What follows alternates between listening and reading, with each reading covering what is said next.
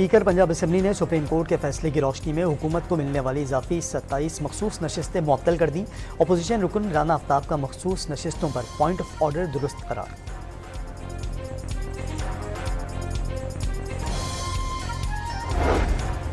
तहरीक इंसाफ की इस्टेब्लिशमेंट से बातचीत के लिए एक और कोशिश का आगाज।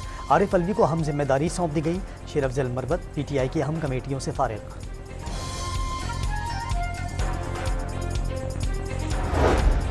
सिंध में गंदम की ज़ख़ीरा अंदोज़ी में महकमा खुराक के 12 अफसरान भी मुलव्वस होने का इंकशाफ। वफाकी वज़ारत दाखिला ने 336 अफराद की इंटेलिजेंस रिपोर्ट हुकूमत सिंध के हवाले कर दी। गंदम बरामदगी के लिए कमेटियाँ कायम।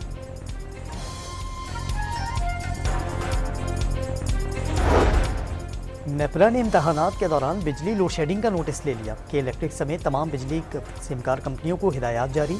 मराकज़ की फहरिस्त और दरखास्त मिलने पर हर मुमकिन ताउन किया जाएगा। के इलेक्ट्रिक का मौक़िफ़।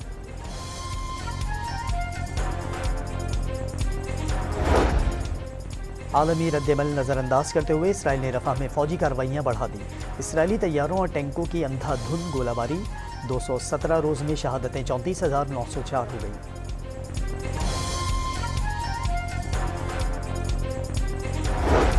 गज़ा में फ़लस्तीनी मुजाहिदीन के सेहनी फ़ौज पर हमले जारी।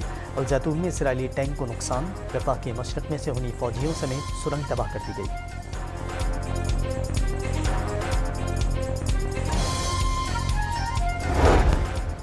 और पाकिस्तान और आयरलैंड के दरमियान पहला T20 मैच। आयरलैंड का टॉस जीतकर पहले बॉलिंग का फैसला।